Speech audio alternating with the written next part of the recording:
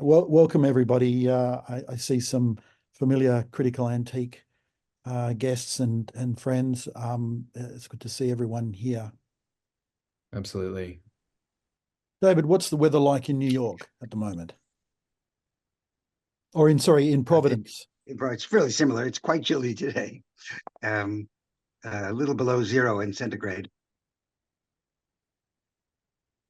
We've had a we've had a slew of muggy, humid, hot days here in Sydney. It was summer days. yesterday was it pushed 39 at my place. That's centigrade. It's about 104. That is warm. Yeah. Ben, what are you teaching now?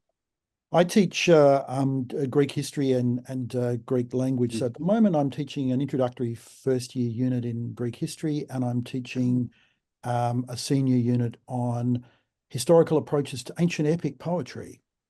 Oh, well, very, very interesting. So we do the Iliad, the Odyssey, we do the Argonautica, and we do Virgil's Aeneid across. I've done just that kind of course, yes. Are you teaching at the moment, David? No, I'm on my off semester. I teach alternate semesters these days. Excellent. How about you, John? What are you teaching at the moment? Well, environmental sociology.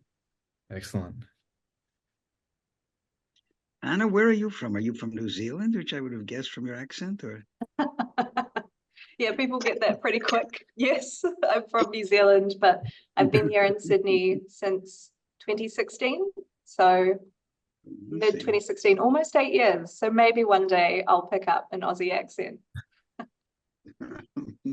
I think it depends I'm on impressed that you could pick that up, David. I've only because I've lived in Australia for some time, and also spent some time in New Zealand. But otherwise, an American normally would have no ear for the difference. I personally think that the accent you adopt is a function of the desired accent that you have. And I personally think you still sound like a Kiwi because you don't want an Australian accent. That's my argument. You say that, but every time I go back to New Zealand, I like physically recoil from the sound of everyone else's accents. I can hear it now. I once heard that if you want to explain the difference between New Zealand and Australian accent, you just put an umlaut over every vowel.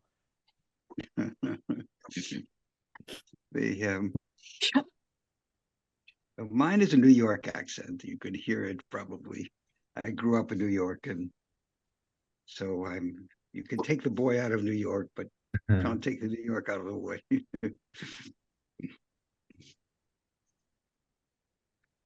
Well, we're coming up to 35 minutes past the hour. Silence. I will keep my hands on the levers and hand over to my esteemed colleague, Dr. Tristan Bradshaw of the University of Wollongong, who will be our Master of Ceremonies for today. Thank you, Ben. And welcome everybody. It's wonderful to see you at the 2024 Critical Antiquities Public Lecture with John Bellamy Foster. My name is Tristan Bradshaw. I'm lecturer in the School of Liberal Arts at the University of Wollongong, and I'm co-director of the Critical Antiquities Network. The other co-director of the Critical Antiquities Network is Ben Brown, who's senior lecturer in Classics and Ancient History at the University of Sydney. And since Ben and I are based in Wollongong and Sydney, we acknowledge that these universities are situated on Aboriginal country. Country for Aboriginal peoples is an interconnected set of ancient and sophisticated relationships. Our universities spread across many interrelated Aboriginal countries that are bound by this sacred landscape and intimate relationship with that landscape since creation. From Sydney to the Southern Highlands to the South Coast, from fresh water to bitter water to salt, from city to urban to rural. We acknowledge the custodianship of the Aboriginal peoples of this place and space that has kept alive the relationships between all living things for at least as long as there has been human beings in Australia, which most up-to-date evidence indicates at least 60,000 years. We understand that this land was stolen, that sovereignty has never been ceded, and that colonization has had a devastating impact on these countries and peoples. We commit ourselves to truth-telling, healing, education, and praxis. So I'm going to introduce our distinguished lecturer in a moment, but before I do so, I'll just give you a bit of an idea of how things will go. So John will present his lecture, which I think will go for about 50 minutes or so, if he can keep himself to that. I think we're in for an enthusiastic lecture, and he'll be forgiven if he has to go a little longer. And then we're going to hear from two discussants in response to the lecture. First by David Konstan, who I'll introduce in due course, and then from Anna Sturman, who I'll also introduce at the appropriate time. From there, we'll give John a chance to respond, and then we'll open up the discussion to the audience and have a Q&A, which my colleague Ben will moderate. So we can get to John as quickly as him, as best as I can. So John Bellamy Foster is currently Professor of Sociology at the University of Oregon, where he has worked journal Monthly Review, a journal that he has been closely associated with for many years now. John is a prolific scholar and writer, working within academia to push our thinking in ways that have truly come into their own in recent years. The timeliness of his work is fantastic, and the fact that he's been doing it for so long really shows just how ahead of the curve he's been. He's published many books and many articles and journal editorials, and you name it, and he's written it. And I dare to summarize them in terms of three interwoven topical strands.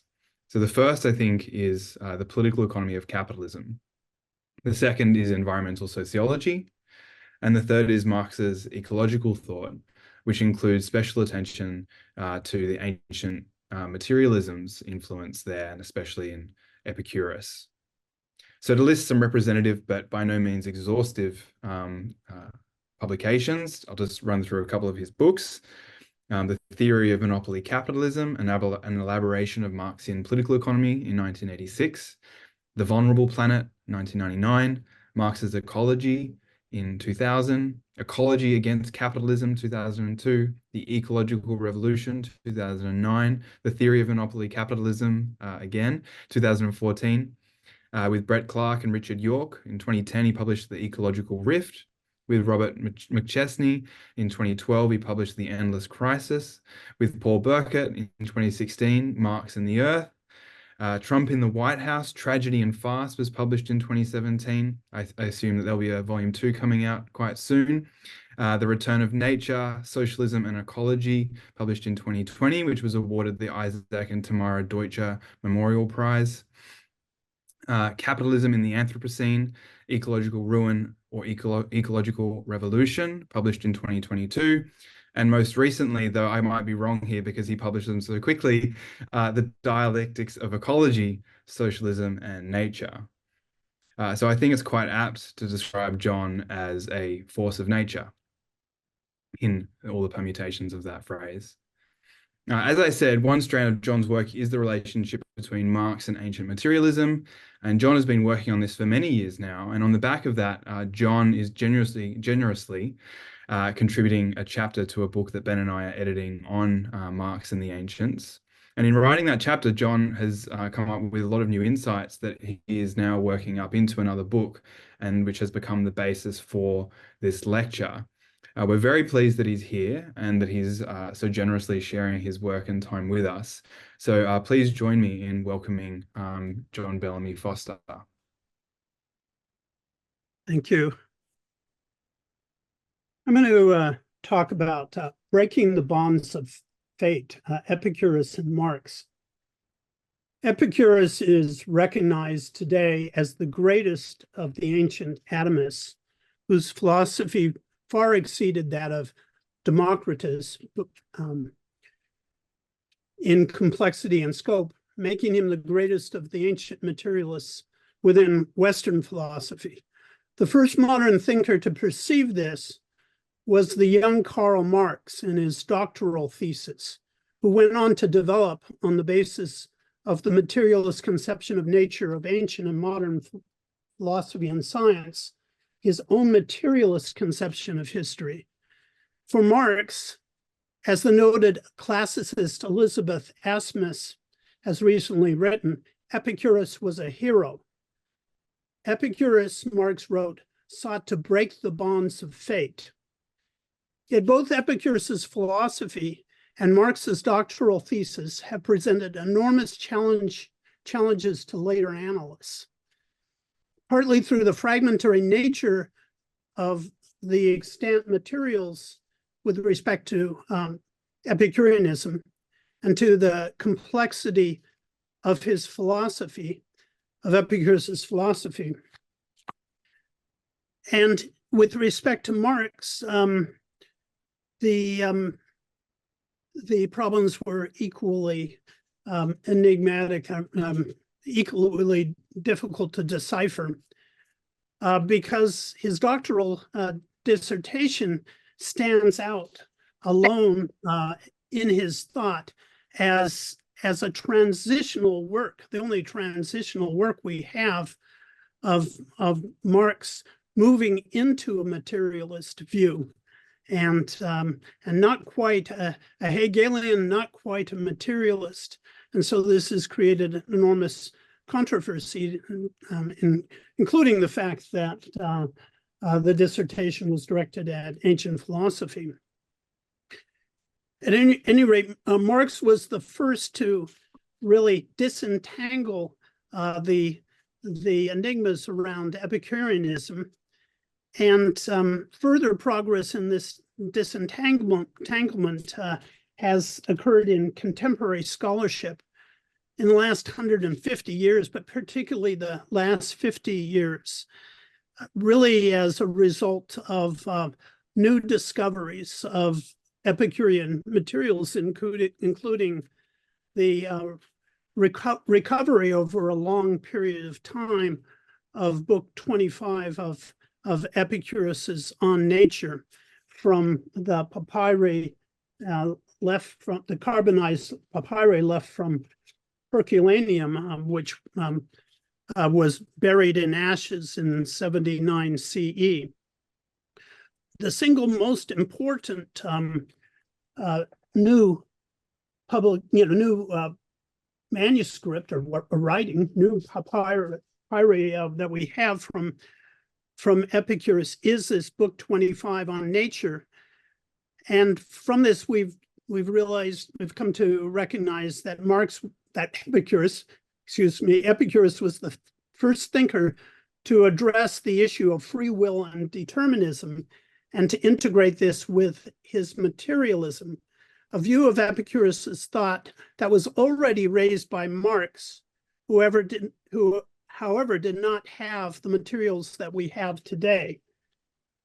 Although Marx drew on all the extant writings available in his day, including Epicurus's 3 letters preserved by Diogenes Laertius and Lucretius's great didactic poem, along with passages from Cicero, Seneca, Plutarch, together with fragments from many other ancient writers that he managed to collect, he was not able to draw on the numerous texts that have been recovered more recently. This included both the Vatican sayings, which were found the year after Marx's death, and the Epicurean texts left behind on a large portico wall in Lycia by Diogenes Onanda and discovered by archaeologists in the last years of the 19th century. Most important, Marx was unable, except in one minor instance, to draw on any of the Herculaneum papyri, since the long process of recovery of parts of the carbonized papyri had only just begun.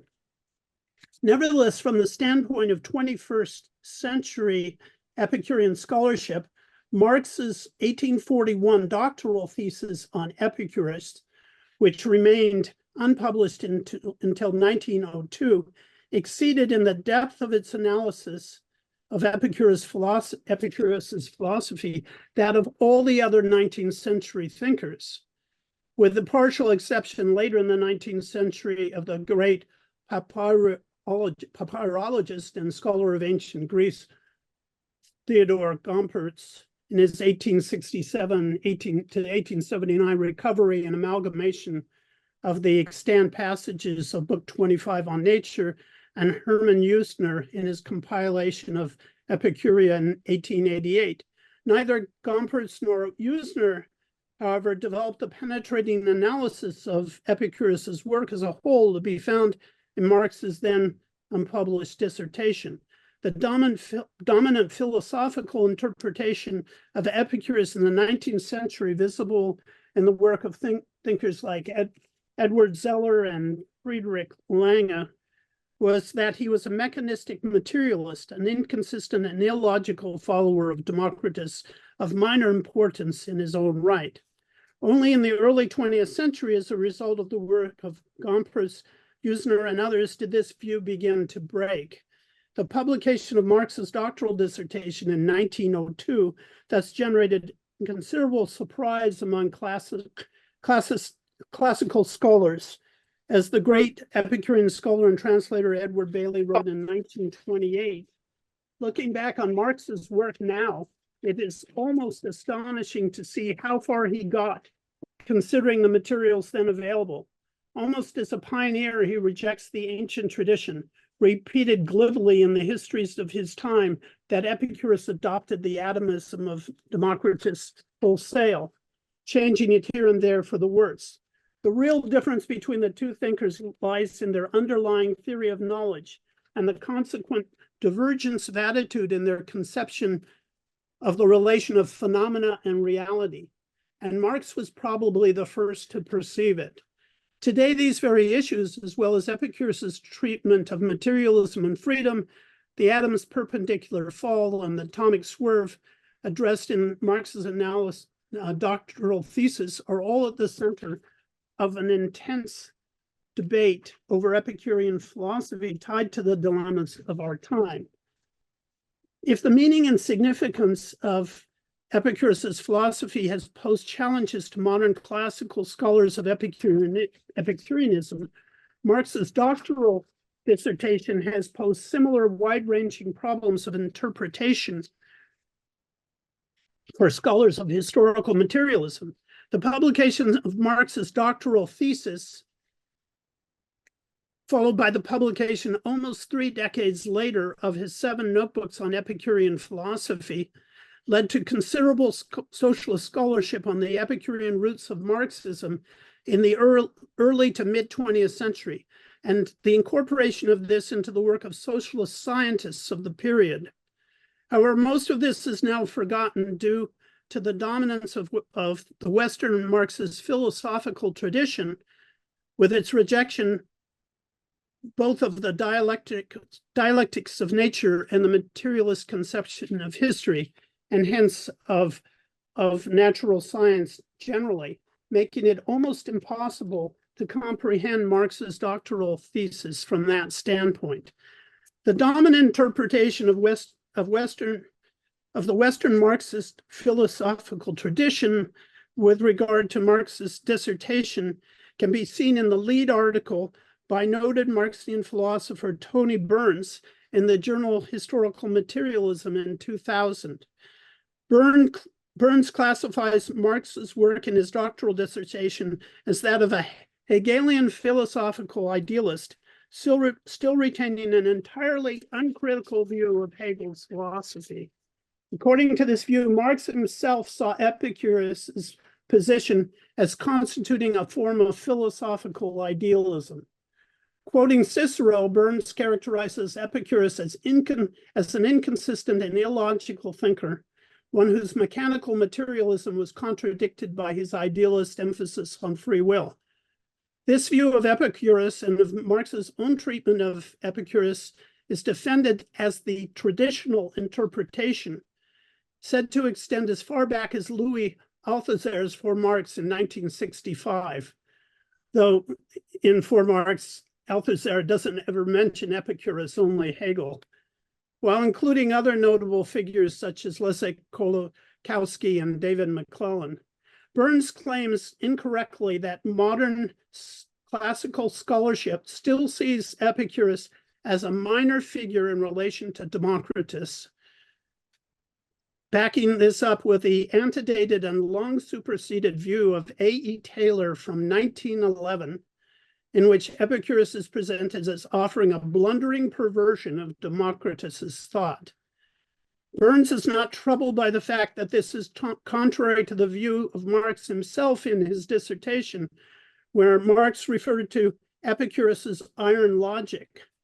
Rather, according to Burns, a more critical assessment of Epicurus was supposedly adopted by Marx in his more mature work, where he is said to have reversed himself, seeing Epicurus as nothing more than a mechanical materialist. Only Aristotle among ancient thinkers, we are told, exercised a lasting influence on Marx's thought. What stands out in this, and virtually all contemporary Marxist analyses of Marx's dissertation follow along the same path, is the almost complete absence of any demonstrated knowledge of Epicurean thought itself.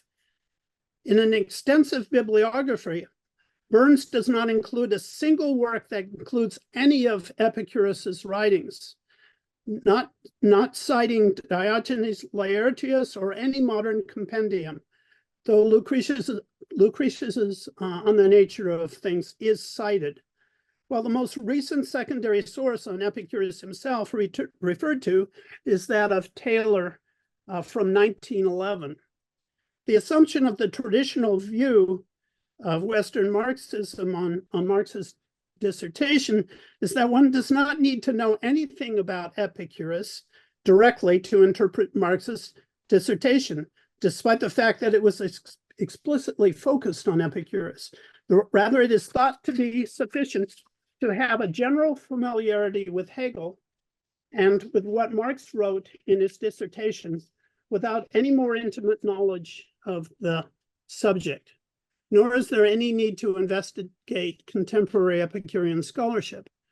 Burns's traditional interpretation can only be considered traditional on the very limited basis that Marxism is confined within the Western Marxist philosophical tradition. Here, Marxism is seen as opposed to materialist and dialectical conceptions of nature, while Marx is viewed primarily as a radical Hegelian in his overall philosophical view, and especially at the time of his dissertation. Marx's views that conflict with this are, in the Western Marxist perspective, Marxist views that conflict with this are, in the Western Marxist perspective, rendered virtually invisible.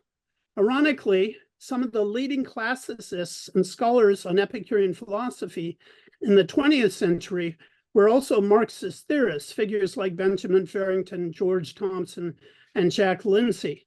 Nevertheless, their extensive analyses have no place within the so-called traditional view within Marxism and are scarcely ever mentioned. Nor seemingly is any credence attached to the work of Ernst Bloch, who wrote extensively on Marx and Epicurus in ways that conflict with Western Marxism's traditional interpretation. Friedrich Engels argued that Marx's dissertation proved that he was not a Hegelian, nor an avowed materialist when he wrote it. What Marx had discovered in Epicurus, according to Engels, was an immanent dialectic removed from mechanical materialism and speculative philosophy. Lenin underscored that in Epicurus one finds an ancient version of dialectical materialism. Farrington traced its importance to the dialectic of materialism and freedom found in Epicurus and Marx. He saw Marx's doctoral thesis as the basis of a new interpretation of Epicurus as a thinker engaged in a materialist revolt against the religious and political tendencies of the Hellenistic age. Marxist scientists in the early to mid 20th century, such as Joseph Needham, J.B. Haldane, J.B.S. Haldane, J.D. Burnell, developed analyses of emergence and integrated levels rooted in both Epicurus and Marx. Yet none of these major Marxist materialist thinkers draw even bare mention in the so-called traditional interpretation of Marx and Epicurus within the dominant Western Marxism. Recently, the classical historical materialist view with respect to Epicurus and Marx has reemerged as Marxist ecology has compelled more searching inquiries into the natural materialist bases of Marx's critique. To make matters worse, the Western Marxist traditional interpretation of Marx's dissertation is seemingly unaware of the great debate on Epicurus and freedom of the last 50 years, constituting a revolution in Epicurean scholarship, which has not only confirmed most of Marx's argument, but has so enriched our analysis that it provides the basis for renewal of Marxian materialism itself and the discovery and reconstruction of vital and neglected aspects of Marx's worldview. Since time here is limited, I will try in what follows briefly to discuss three dimensions of the overall issue of Epicurus and Marx and the breaking of the bonds of fate. First, I will single out some of the key aspects of Marx's doctoral thesis and the overall impact of Epicurus on his thought. Second, I will look at the current debate on Epicurus and freedom and determinism and the relation of this to Marx's analysis. Third, I will examine the significance of Epicurean and Marxian materialist views for the present-day world conjuncture, particularly with respect to the dialectics of ecology. It is often asked why Marx wrote his doctoral thesis on Epicurus, a question that is more difficult to answer if one assumes, as in the traditional interpretation of Western Marxism, that when he wrote it, Marx was an uncritical follower of Hegel. As the latter, that is Hegel, had pronounced that Epicurus had no thoughts for us to respect. This is less of a mystery, however, if one recognizes that Marx was a child of the Enlightenment, particularly the French Enlightenment, which had intruded upon his part of the Rhineland and with Napoleon's army and had left a radical legacy. Marx's father was a follower of Voltaire, while his future father-in-law and mentor, to whom he dedicated his dissertation, Westphalen, was enamored with the utopian socialist Saint Saint-Simon. Marx's birthplace, Trier, David McClellan writes, was one of the first cities in Germany where French doctrines of utopian socialism emerged. All of the French materialists had been influenced by Epicurus. It is therefore not surprising that Epicurus was one of the first philosophers that Marx ever mentioned in any of his extant writings. Thus, in his gymnasium examination paper in defense of Christ, a virtual requirement of the time, Epicurus was presented, perhaps ironically, as Michael Heinrich says, as the great atheist in contrast to Christ. Whether Marx was attracted to atheism in 1835 when this was written, we don't know. But a year or two later, he was already tending to atheism, as can be seen by his poetry in 1836, 1837. When Marx began his intensive studies of Hegel, which he approached with considerable resistance, complaining that to come to Hegel's grotesque, craggy melody was to fall into the arms of the enemy and giving in to an idol of a view that I hated. He had already been reading Francis Bacon and Hermann Reimarus, both of whom had centrally addressed Epicurus's philosophy. In his 1836 History of Modern Philosophy from Bacon to Spinoza, Ludwig Feuerbach had insisted that Epicurus's materialism was much superior to the rendition of it provided by Gassendi, the modern restorer of Epicureanism, due to the essential conception of Epicurus's, sensual conception of Epicurus's approach to materialism. For Hegel, as well as the young Hegelians, the key to Epicurus's philosophy and to Hellenistic philosophy in general was that it presented the phase of self-consciousness, a prerequisite to Enlightenment thought and self-determination. In 1840, Marx's close friend in the Berlin circle of young Hegelians, Carl Friedrich Koppen, published Friedrich the Great and His Opponents, in which he declared that all the figures of the Enlightenment are indeed related to the Epicureans in many respects, just as the opposite point of view, from the opposite point of view, the Epicureans have shown themselves chiefly to be the Enlightenment figures of antiquity.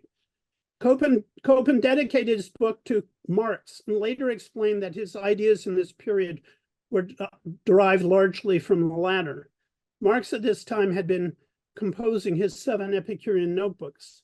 Marx himself concluded his dissertation by declaring that Epicurus is the greatest representative of the ancient Greek Enlightenment. In his doctoral thesis, Marx was to quote the 18th century French materialist Holbach, the foundation of whose outlook as revealed in his system of nature was Epicurean. Marx's dissertation was titled On the Difference Between the Democritean and Epicurean Philosophy of Nature. It was aimed at the analysis of the physics or materialist basis of Epicurean philosophy, to which its other aspects, the epistemology and the ethics, were seen as dialectically related. Although much of Marx's terminology and approach to doing the history of philosophy were Hegelian, his dissertation is not itself Hegelian, as its intent is directed away from speculative philosophy, celebrating Epicurus rather than dismissing him as the Enlightenment figure of antiquity and as the true father of natural science in antiquity. Marx's dissertation thus can be seen as a transitional work in which Marx, who was at that time neither a Hegelian nor a complete materialist, was developing his worldview. Much of the outward conceptual structure of his thesis took a Hegelian form, but this was more a matter of form than substance, since the very topic of his dissertation and his conclusions went against Hegelian speculative philosophy. Thus, Marx praised Epicurus as an ancient forerunner of the critique of teleology and as the founding figure in natural science, not as a speculative philosopher in the Hegelian sense. Despite the title of his dissertation, Marx saw Democritus's atomism with its atomistic materialism and skepticism as a mere stepping stone to the more profound philosophy of Epicurus, which swerved away from Democritus at every point. This was consistent with Marx's Epicurean notebooks, in which Democritus was largely absent. What was important in Epicurus for Marx was his development of materialism that constantly departed from mechanical materialism, emphasizing the role of individual freedom and self-consciousness based on an immanent dialectic, as he said. Self-consciousness in Hegelian terms stood for the moment of negation, the recognition of objectification of subject and object relations, and the alienation of essence and appearance, or of the alienation of appearance from essence. Marx wrote that Epicurus assumes a threefold motion of the atoms in the void. One motion is the fall in a straight line. The second originates in the declination, swerve, of the atom from the straight line, and the third is established through the repulsion of many atoms. In Epicurus's physics, he argued it was a swerve referring to contingency, and thus a degree of freedom from rigid determinism or fatalism that distinguished Epicurus from Democritus. At the same time, Epicurus's emphasis on repulsion resulting from the swerve of the atoms pointed, as Marx explained, to a dialectic of self-consciousness in which humanity recognized itself as a subject separated from the object outside itself, and thus a real material being. And Epicurus's notion of individual freedom, coupled with alienation, with which the analysis gave rise, according to Marx, you find the development of the concept of social contract. Marx's admiration of Epicurean's materialism is most evident in his treatment of Epicurus's concept of time, as conveyed by Lucretius as mors immortalis, death the immortal, and conception that Marx was to refer to throughout his life. As Marx put it, human sensuousness, therefore, is embodied time, the existing reflection of the sensuous world in itself. Indeed, what was most intriguing about Epicurus's materialist philosophy for Marx was its rejection of old teleological and fatalistic principles. This could be seen in Epicurus's opposition to any purely mechanistic cosmology, which in Hellenistic times, as Farrington explained, was associated with the astral religion of the kind promoted by Plato in the Laws. It was Epicurus's defiance on such points and his insistence on a realm of human freedom that led Marx to compare Epicurus to Prometheus, who defied the gods and brought light to humanity. It's from that Voltaire took the notion of enlightenment. Marx's early research on Epicurus returned constantly to the concept of human freedom and materialism, breaking the bonds of fate at every point. Epicurus was thus portrayed by Marx as a defiant figure. Epicurus, as Marx emphasized, had written, "It would be better to follow the myth about the gods than to be a slave to the destiny of the physicists. For the former leaves hope for mercy if we do honor the gods, while the latter is inexorable necessity. But it is chance which must be accepted, not God, as the multitude believe." Likewise, Marx included in his thesis a quote by Epicurus from Seneca: "It is wrong to live under constraint, but no man is constrained to live under constraint. Of course not. On all sides lie many short and simple paths to freedom." In his Epicurean ethics, Marx had started with Epicurus's epistemology and ethics, which were always his major concerns, even though in his dissertation all this was approached via Epicurus's physics. In his notes from the principal doctrines, Marx focused in particular on Epicurus's conception of justice as reciprocity, grounded in historically changing conditions, with these doctrines all underscored in Marx's notes.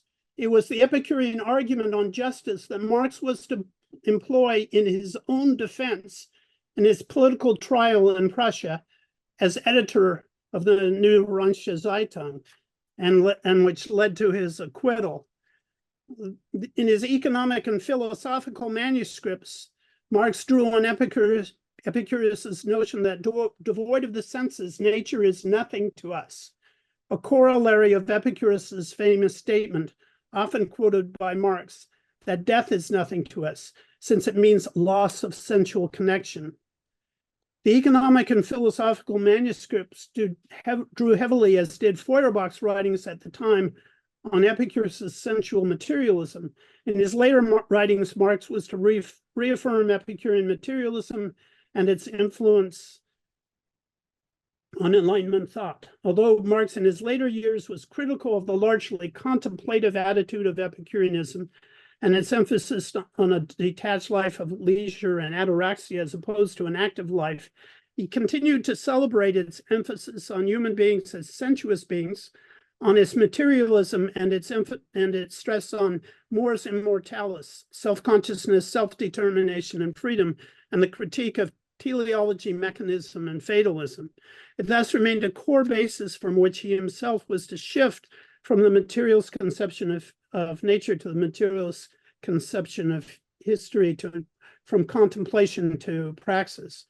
Crucial to Marx's analysis of Epicurus's philosophy was the concept of emergence, resulting from the dialectics of the material world itself. As he wrote of Epicurus's materialism, it is from repulsion and the ensuing conglomeration of the qualified atoms that the world of appearance now emerges.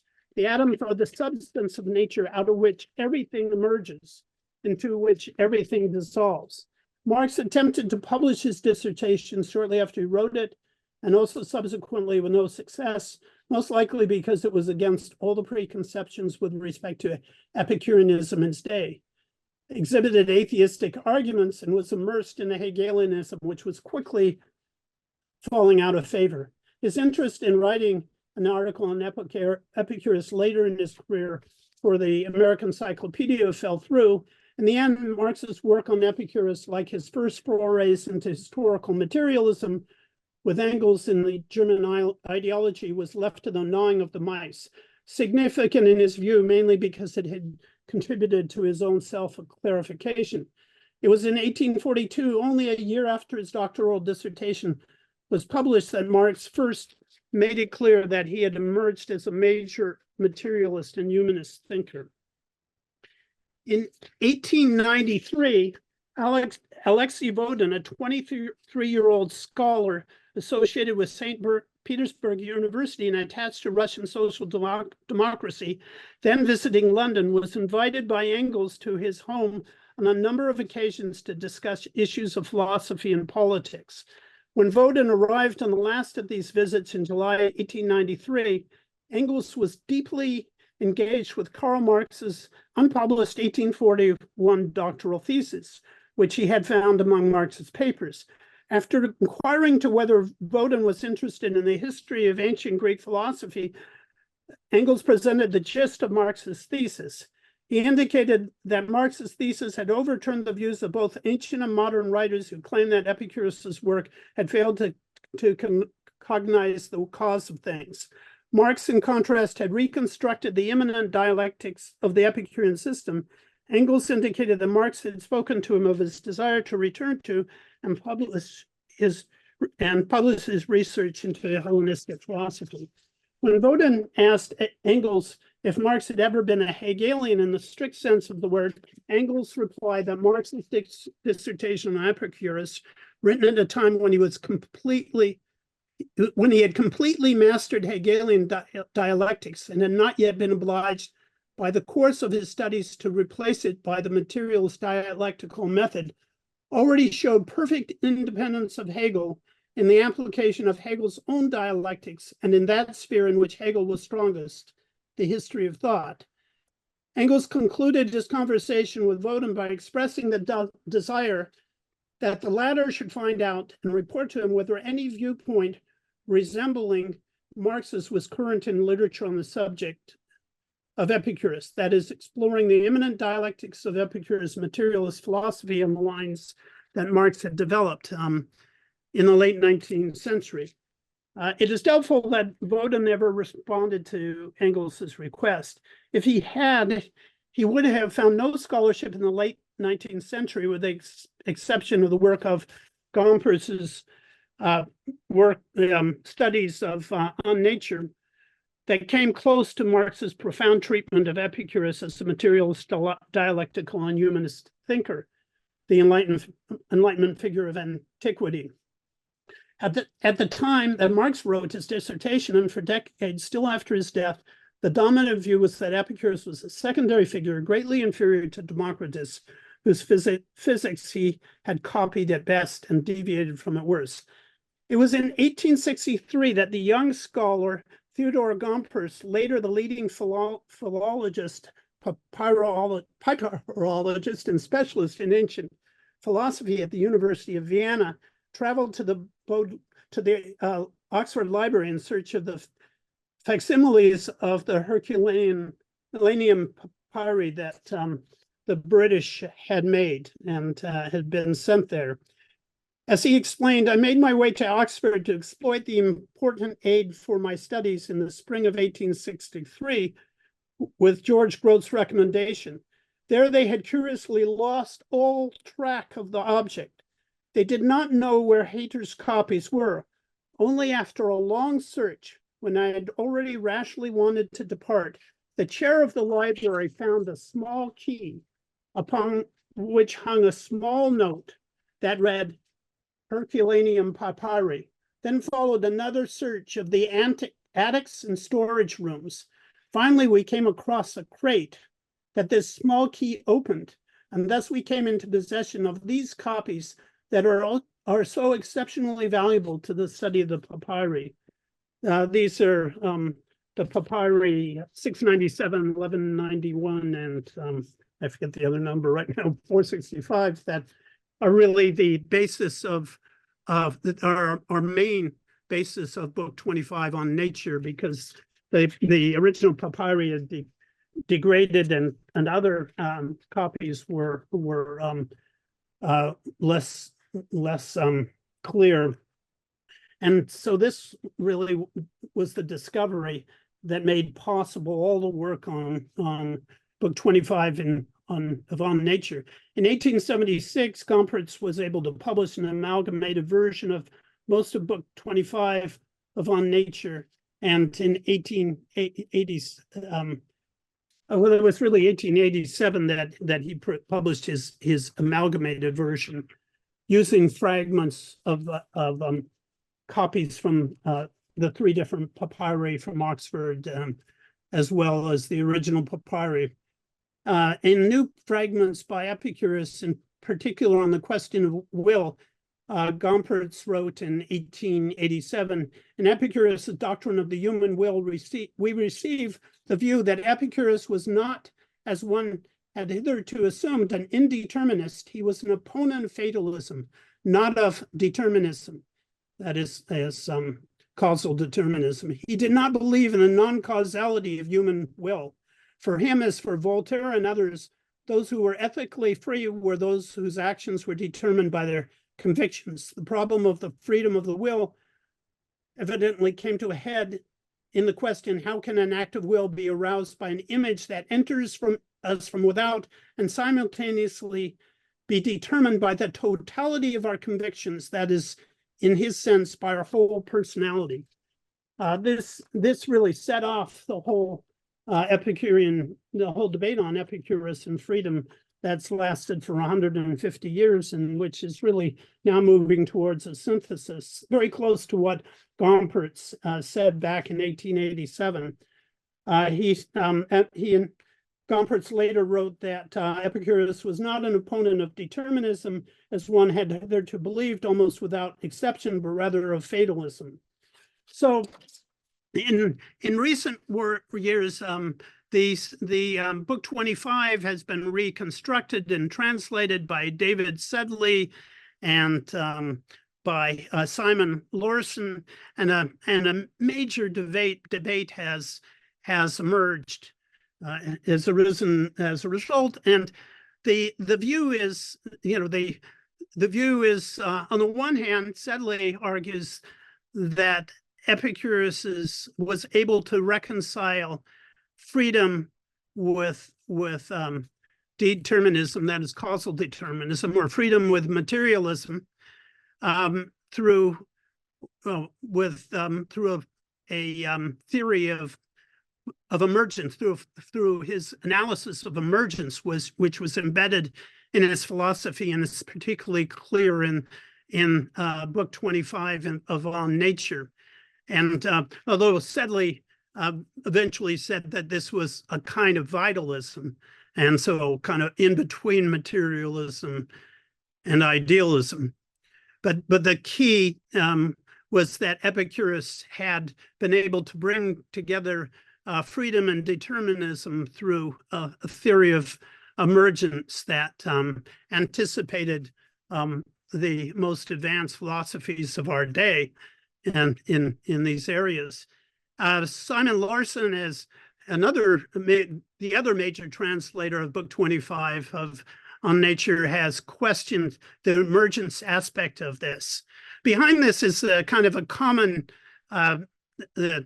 belief that materialism means reductionism and emergentism means vitalism or idealism. And I think that this confusion has entered in the debate and prevented the development of a synthesis around these ideas. Because what is agreed upon is that Epicurus argued that human beings develop, that there's a development in human mental faculties as a result of experience and education that has a materialist atomic basis, but it merges with us. It reaches another level, and whether they and Sedley calls this development, Lawson calls it production, but it means basically the same thing. And as Suzanne Bobsian has argued, what Epicurus was pointing towards was a whole person model, which was exactly what Gompertz argued in 1887. What these analyses lack is an understanding of materials emergentism going back to the 1920s, that developed in the 1920s with people like Roy Sellers and has proceeded through socialist analysis ever since, up through people like Roy Bhaskar, and is deeply entwined in Marxist analysis. So there is no conflict between materialism and emergentism. And once we realize that, we can see the basis of a synthesis in these areas of Epicurus and Marx. And I've had to kind of summarize this very quickly, but let me turn let me just point out that emergence, the theory of emergence, is the basis of all modern science, or the notion of integrative levels. We in the written part of this, I quote Joseph Needham's Time and the Refreshing River, which is probably the most powerful statement of that. And he sees it as all based on Epicurus and flowing through Marx's thought. But the modern science, as Needham emphasizes, all based on emergence or integrative levels that it's possible to have emergence and also be materialist, because what changes is the organism, not the elements of existence. But each level represents a different level of organization, and that's how science views it today. So let me just say a few things of why consider the relation of Marx to Epicurus today. So in Western Marxism, Marx's materialist conception of history is presented as a complete system of analysis on its own. So much so that we don't need a dialectics of nature. We don't need a materialist conception of nature. We don't need materialism or really natural science. None of this is seen as essential to Marxist theory, although it was to Marx. And so in a sense, and it's quite ironical, Marxism, which is considered materialism, has abandoned within Western Marxism all connections to materialism, and therefore has moved in a very idealist direction. And therefore, we can't deal with problems like ecology. We can't, within the Western Marxist tradition that has been dominant, there's no possibility of dealing with fundamental material conditions of life, the human relation to that, the metabolism between human beings and nature, natural science, natural philosophy, and they can't even understand Marx's dissertation, because Marx's dissertation was actually geared to all of those issues, which Western Marxism has completely abandoned. And ironically, even Hegel did not abandon natural philosophy to the extent that Western Marxism has today. So we need to look at the relationship between Epicurus and Marx in order to get a deeper sense of materialism. Epicurus needs to be studied for the sake of his materialism today, and for the sake of the development of Marxist theory. There's also the fact that Epicurus wrote, and I haven't been able to deal with this, he wrote in a period of social collapse, of the collapse of the polis. He was there. He saw the collapse in the Lamian War. He was there in Athens when it was defeated, never to have power again. He saw Athens occupied by Demetrius the Besigerans and so on. He saw the war of Alexander's successors, the total chaos and collapse of the civilization of his time. I could explain more about that. And in that context, he provided a kind of praxis, an emphasis on friendship as the basis of community, as the basis of life and existence, rooted in materialist conceptions. And I think that this, at the time, was a kind of praxis, but it was a defensive one, not an offensive one, as in Marx's praxis, which sought to change society in an entirely different time. And we have to remember that so much of Marxist theory in the early 20th century was rooted in Epicureanism, and so much of modern thought in science was rooted in Epicureanism, and all of that has been set aside, and we have not been able to examine the question of mors immortalis, death the immortal. That is a really deep in materialism and how it's to be approached.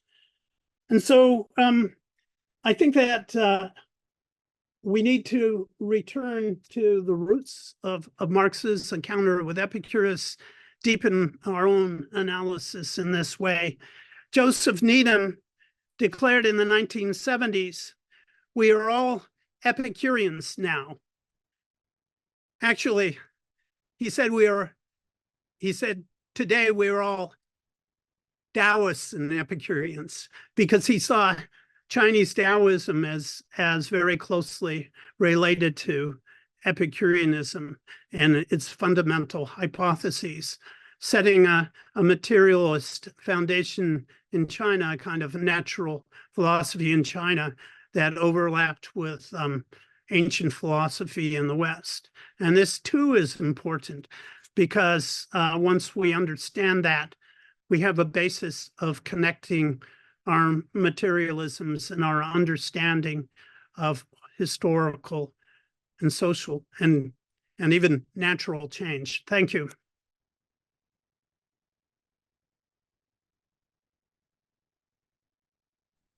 Thank you so much, John. What a wonderful display of learning, of interpretation, and of argumentation. Thank you. Very excited to hear what people have to say in response, and to lead the charge on that front, we're going to hear from David Konstan now. So let me introduce him quickly. Not an easy task again. David Konstan is a professor in classics at New York University, and he's also the John Rowe Workman Distinguished Professor of Classics Emeritus and Professor Emeritus of Comparative Literature at Brown University. David has written extensively on the ancient novel, on classical philosophy, and classical Greek and Roman conceptions of emotion, friendship, pity, and forgiveness. There are far too many books and other publications to mention, but just to give a representative sample of his monographs, I mentioned just a few.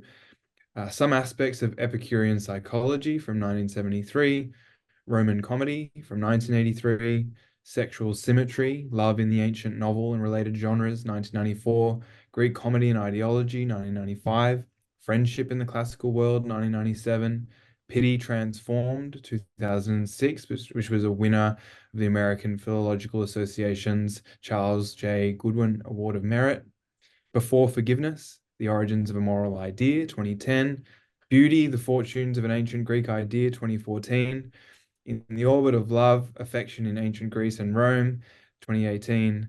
And last but not least, I think this is the last as well. There could be a couple more that have been out since 2022. The origin of sin, Greece and Rome, early Judaism and Christianity.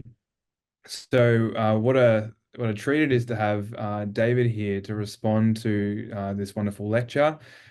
Please join me in warmly welcoming him now. Thank you very much. Can I be heard easily? Yeah. Excuse my name on the bottom. I'm on my wife's computer at the moment. My own is on the blink. Just 1 second. Now, I want to begin by dealing with Democritus and Epicurus as scientists, and how different, in fact, Epicurus's view was, and in what way it was an advance on Democritus. This, I think, fits in very well with John's lecture, because it was in the area of physics that, in particular, that Epicurus was seen as a kind of decadent, uninformed, enlightened follower of Democritus. Democritus believed in atoms, and atoms were the smallest thing there were. And they were uncuttable. Were they uncuttable now because they were hard and you just couldn't slice them any further, or because they were absolute minima, the smallest thing conceivable, and therefore it made no sense to get anything smaller?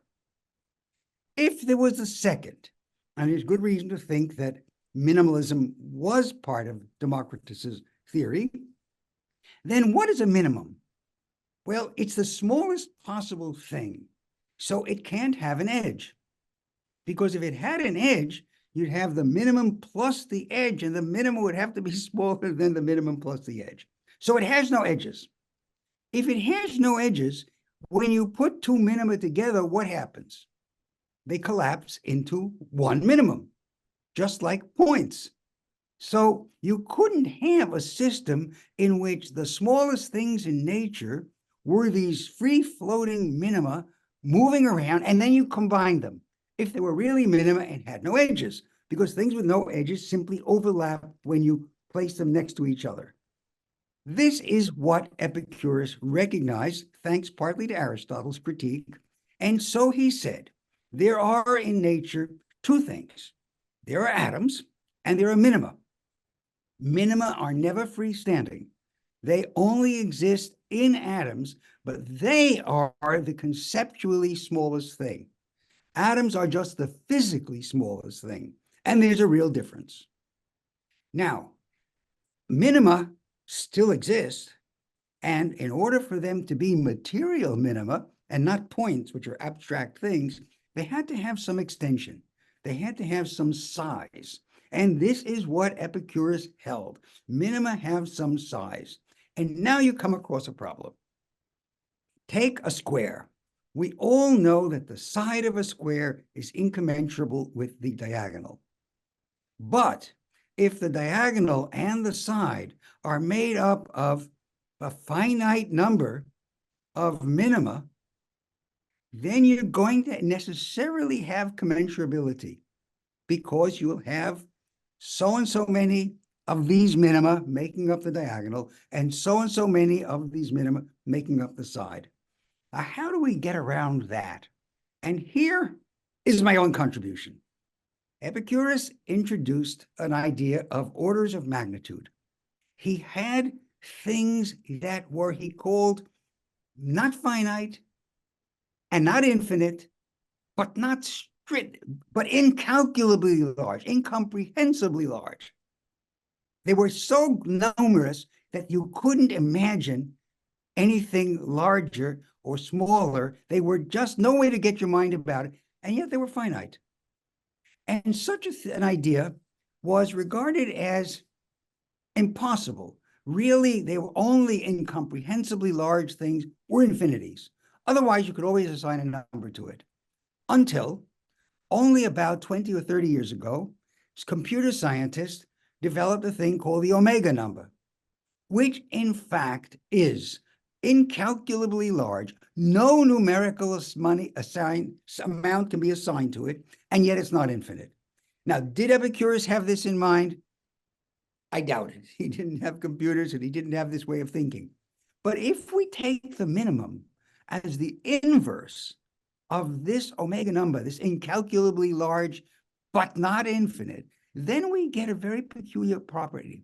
How many minima does it take to make an atom? How many minima does it take to make a line? How many minima does it take to make a diagonal? Aha, incalculably large. I can't put a number to it, and neither can you. And therefore, we have a solution to finite-sized minima which nevertheless never can be multiplied in finite quantities to produce any length. They have to be this incalculably large. Now, having said all this, which may sound obscure and irrelevant, now I want to ask, why was Epicurus so engaged in demonstrating his physics as being correct, as answering all the objections that the most sophisticated mathematicians and philosophers could pose to the minimalist theory? Why was it so important? And the answer, and here's one that I think Marx didn't concentrate on sufficiently, although we know the answer. The answer is that if you believe in a strict materialism, then the human soul, as well as the human body, is made up of matter. And if it is, it's made up of very fine atoms.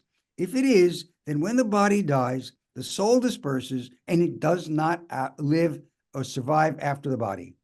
This is crucial to Epicurus, that the soul dies with the body. There is no afterlife. This is where he was engaging with the kind of Platonic mysticism of that was the reigning ideas of his time. That is, that the soul was of another dimension. It was an idealistic phenomenon. The soul was of what it is. You know, Plato thought, he coined the phrase that the body is a tomb, and that what we really want to do is have the mind free to perceive the knowable entities that are noetic. They are mental entities in themselves, and that's the transcendent world. And if we could get there and meditate and contemplate without the encumbrance of the body, we'd be fine. We'd be happy. We'd be joined with the place where our spirit should be. This is what was rejected by Epicurus radically. This is what his materialism overturned. And he held further. Now, why did he want to overturn that? Why was it so important that the soul died? It was important because if you believed that there was an afterlife in which you could be punished, well, then you would be living, consciously or not, with a kind of anxiety, a pervasive anxiety of what might happen to you afterwards.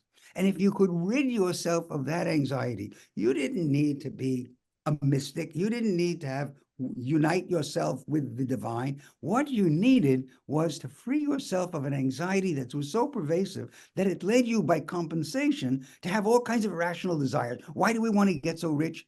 Because we're afraid. Why do we want so much power? Because we're afraid, and it gives us the illusion of being safe, of being secure.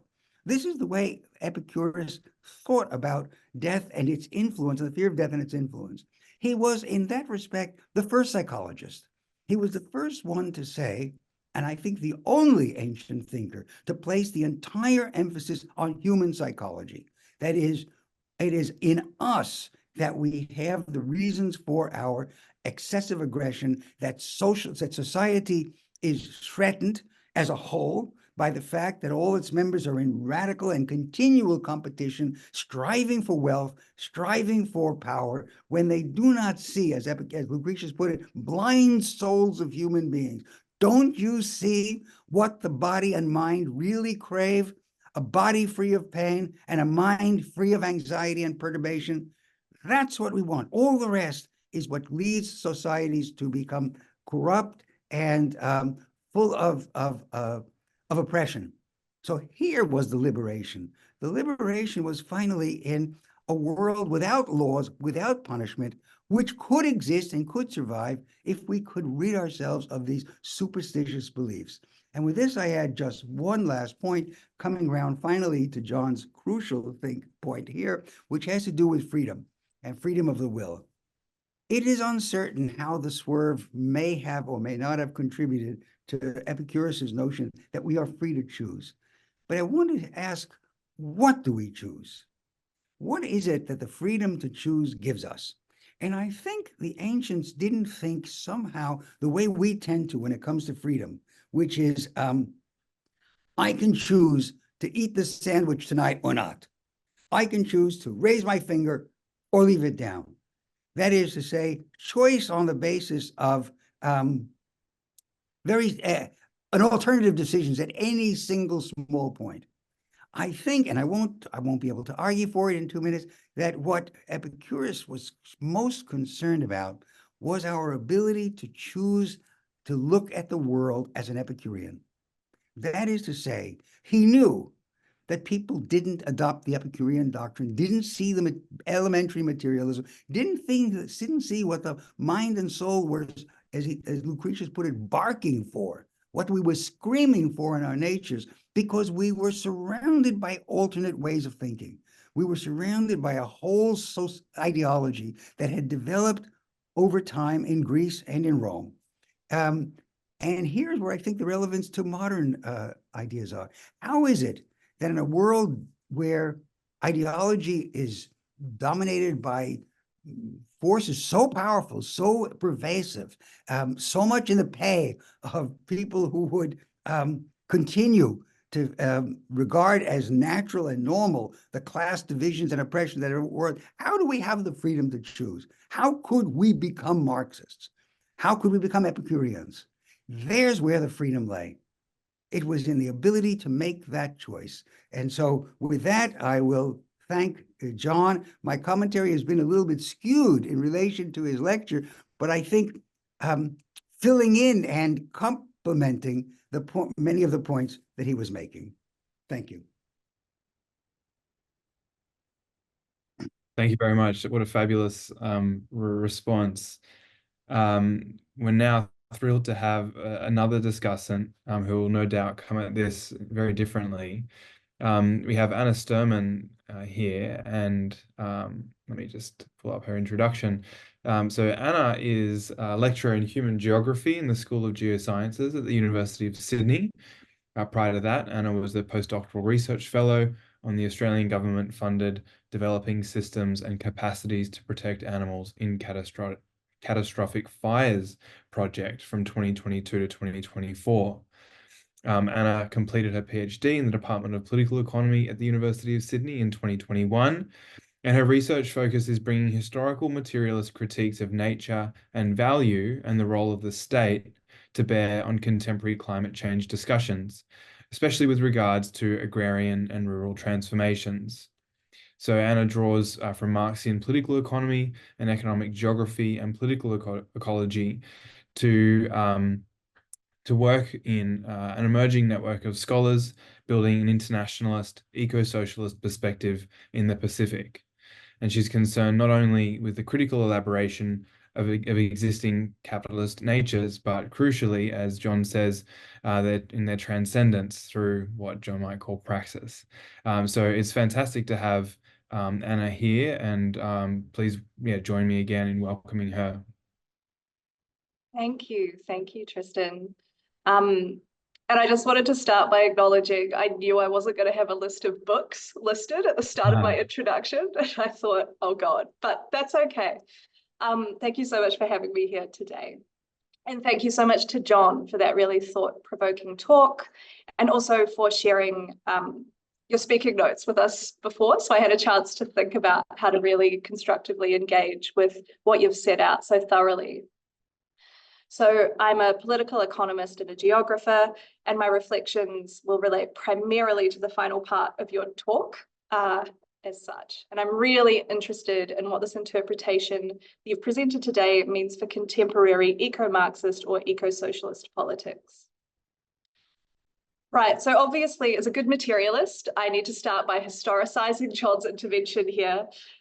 So in his paper, we learn about Marx's connection to historic sources, specifically Epicurus, and how the influence of this thinker on Marx's own trajectory of thought points to an early ecological consciousness. And this concern with locating an ecological consciousness in Marx's thought is, of course, foundational to much of John's work, to the work of so-called second stage eco-socialist scholarship, focused on rebutting the critique of Marx and historical materialism as necessarily Promethean or unconcerned with the ecological implications of the capitalist organization of nature, which formed the basis of orthodox Marxism's socialist transition. That is, that the forces and relations of production would be perfected and turned to the uses of the working class rather than capital. So this work has obviously proven really vital as our ecological and numerous other crises grow deeper, and recourse to liberal consensus and economic hegemony leaves many searching for alternatives. So John, with colleagues who were mentioned, I think, in some of the co-authors that Tristan listed earlier, Paul Burkett, Brett Clark, more recently, Kohei Saito, who you may have heard of, have worked to demonstrate the kernel of an ecological critique at the heart of certainly at least Marx's later work. And from the talk today, you know, the argument is being made convincingly from his early work.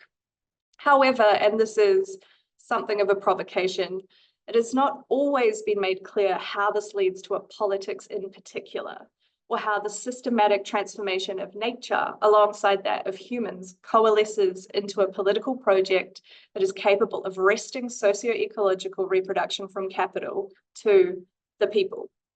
Who are the people? How are their agencies formed and exercised? I sense the start of an answer here in this work drawing upon Epicurus' influence on Marx's thought.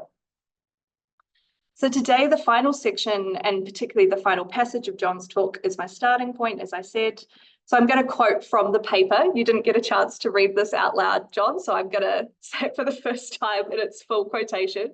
Quote, "It was in this historical context of the decimation of the world as he knew it that Epicurus carried out his revolt, his creation of a philosophy and a way of living dedicated to the needs of the whole population at the time. It was out of this that his deep conception of materialism and freedom, of a defensive praxis necessary for survival in his day, arose. Today, in the midst of the planetary ecological crisis, we need both this defensive praxis and the offensive praxis offered by Marx. That is, we need a praxis of survival dedicated to human community and survival, and a praxis of revolution dedicated to revolution rather than ruin. We have to break the bonds of fate. As Needham declared in the 1970s, we are all Epicureans now," end quote. So I'm interested in a couple of things stemming from this section. I'm interested in exploring as far as we are able to today in the constraints of 10 minutes, and I've timed this, and I think I covered just under, so hopefully we'll have chance for robust discussion after. But in exploring how this defensive and offensive praxis toward freedom work, and how this Epicurean inflected reading meets existing debates or generative disagreements in eco-Marxist scholarship and politics.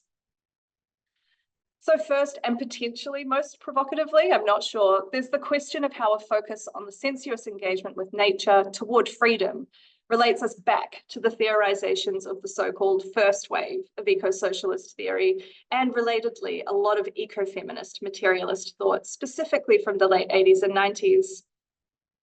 Here, scholars embedded productive labor within the broader frame of the conditions of production and reproduction, and, in my opinion, deepened our consideration of the crisis form in doing so, moving away from a purely economistic framing, but still holding it in view as central to the historical materialist critique of capital.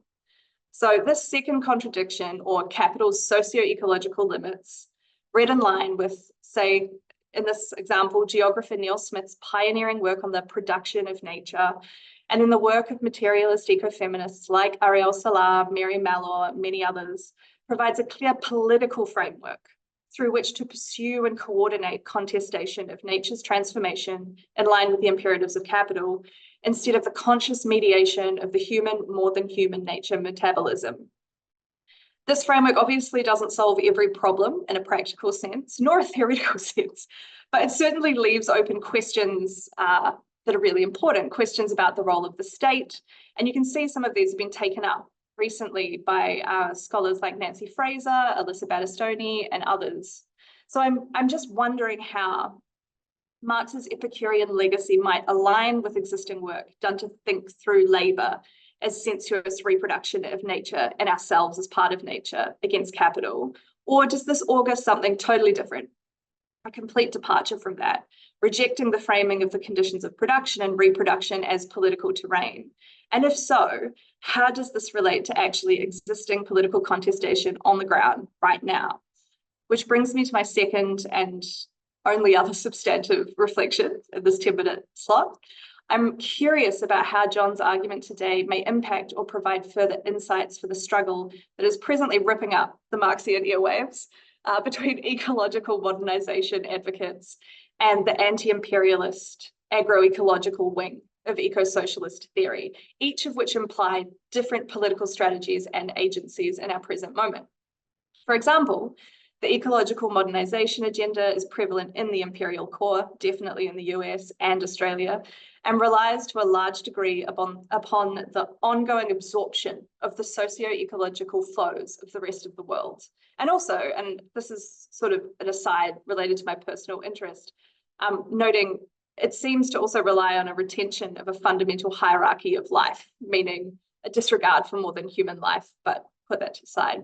So the politics of trying to swing the imperial core toward an anti-imperialist, internationalist, and probably agroecological program or organization of our metabolism inflames a whole lot of agencies into what looks like, in context, a kind of defensive praxis, positioning the offensive praxis of, say, anti-colonial and anti-imperialist movements in opposition.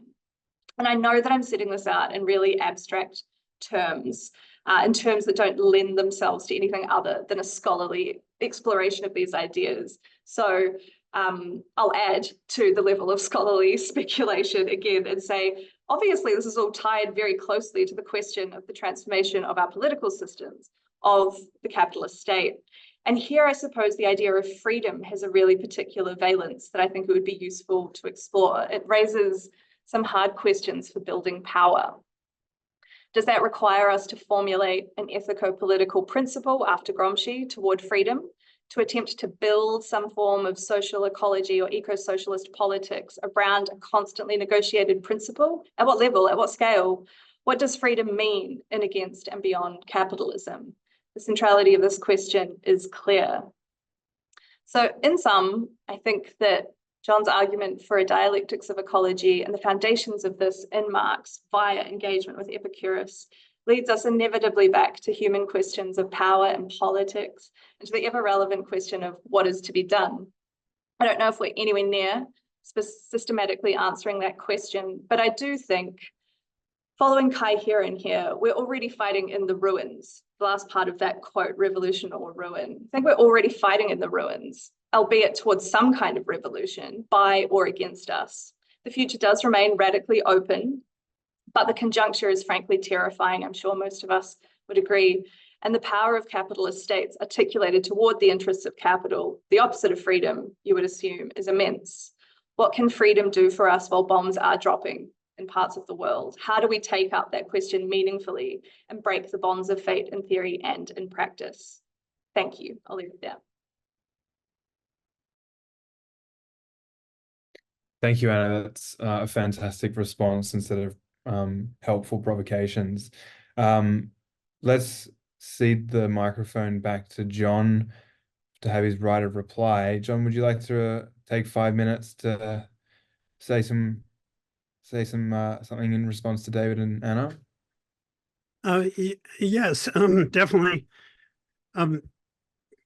David's views I was quite familiar with because I'm writing a book on this subject, and the part of it deals with Epicurus's physics, and of all the analyses of that, I think the best was David, so I've drawn a lot on it. And although there are points of disagreement, one thing I do disagree with, but with due respect, is that I don't think that Epicurus argued that that atoms could be infinitely or almost infinitely, incalculably large. I mean, he did, and Democritus did, and maybe I heard that wrong, but that was definitely Democritus argued that. I think Epicurus pulled away from that there, but that's just a point, and I certainly will think about that more. I agree on that. I agree with you, okay. No, we're in agreement. Oh, good. Yeah. All right. So I misunderstood, but I'm glad that we understand it the same way. So of course, what I've been most influenced in David's work, which long before I knew he was going to be on this panel, was his work on Epicurus' psychology, and of course that influence and it's interests me the most.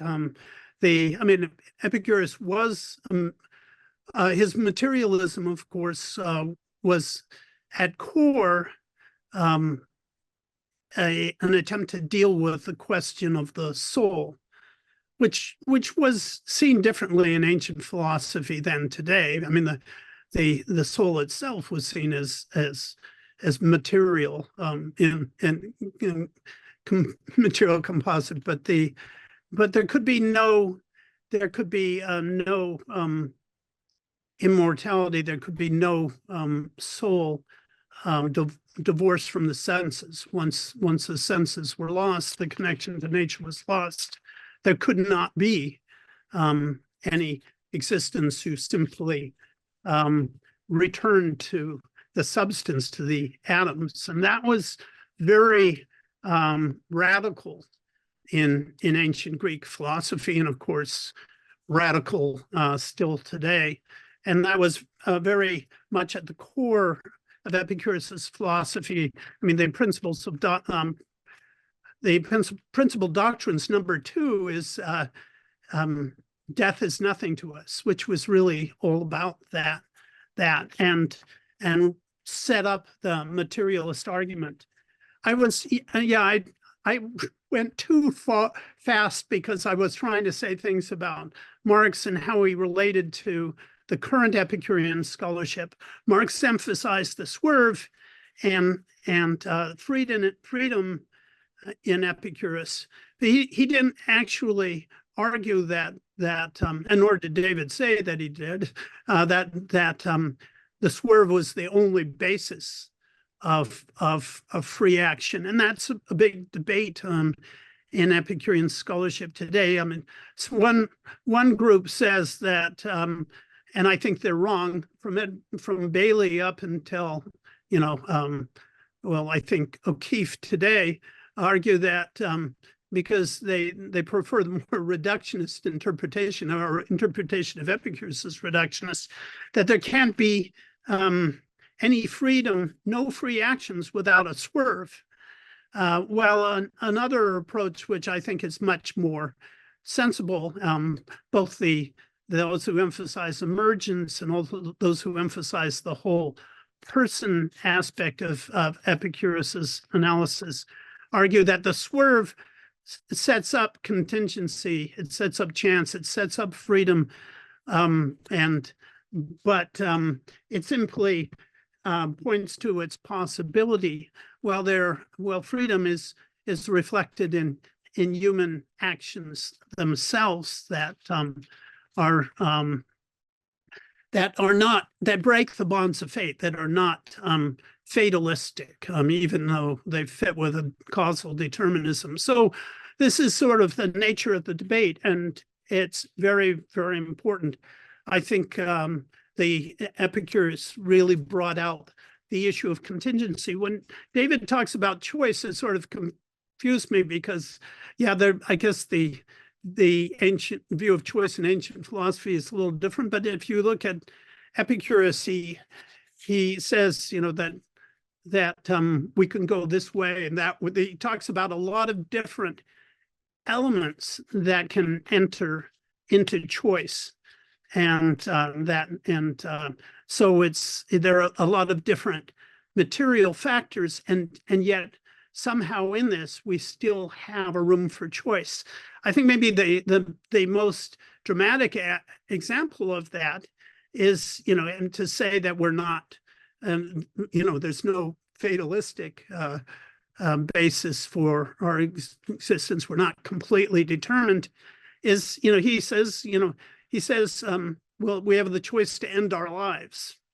And he doesn't say it in exactly that way, but it's very clear in Epicurus's philosophy that we have choices, even if they're not always the ones we like, but that we're not completely determined.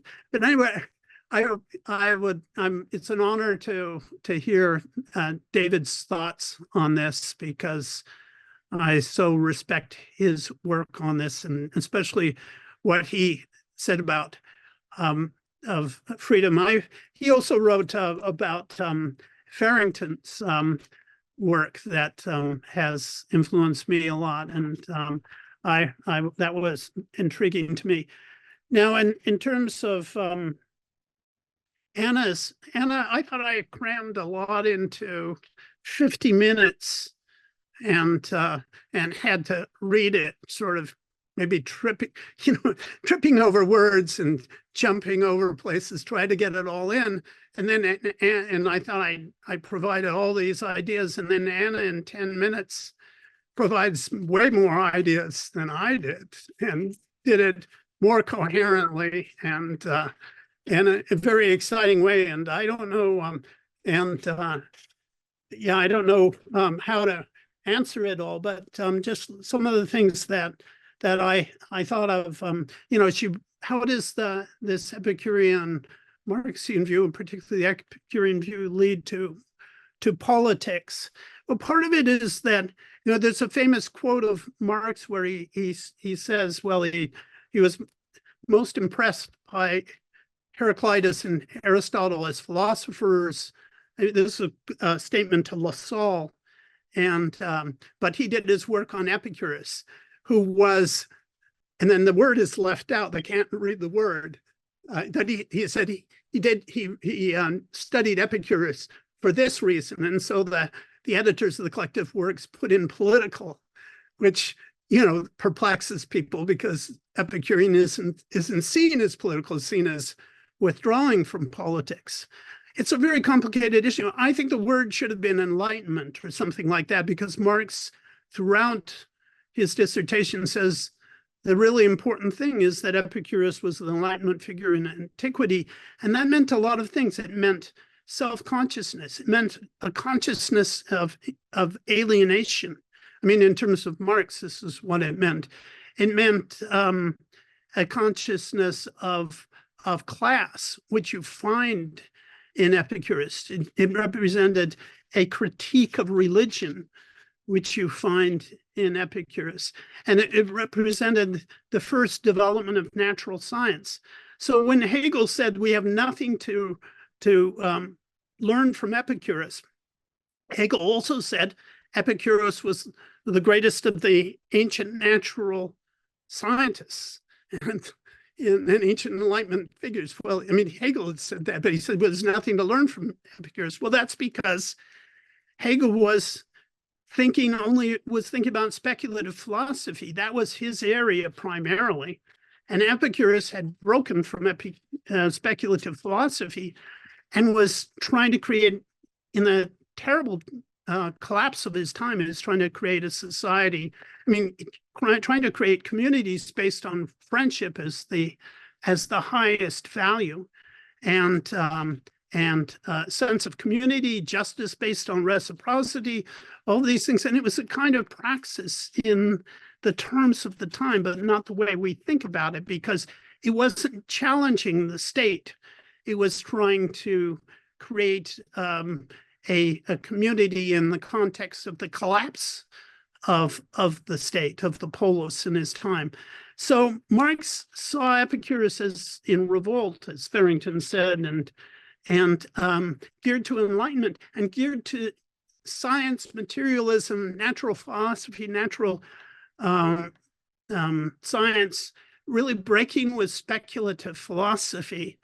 And that's what Marx himself did in a different way. So I think, but getting back to politics, there is a kind of politics that we need that Marxism hasn't been very good at. That's not on a macro level, but that's on a micro level, right? And Epicurus certainly has things to teach us about that. I mean, certainly, I have a whole chapter on the historical basis of Epicurus and his biography, but I mean, as a historical materialist, you have to try to uncover that part if you're going to talk about the philosophy. But they created in the garden, they created a kind of community in the context of the time.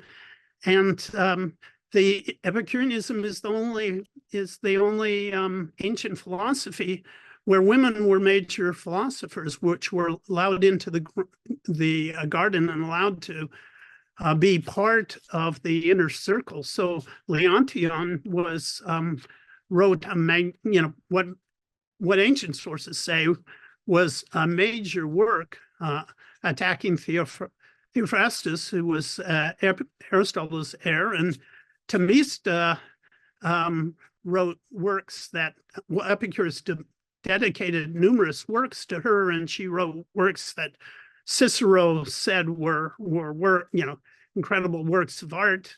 And Miss, who was a slave of Epicurus and who he later freed, was allowed into the philosophical circle. So they had this, and there's more of this, but they had a kind of alternative community based on a materialist philosophy. And I think that some of that can inspire us today when we're talking about issues of social reproduction and this is exactly, sorry, questions that you were talking about.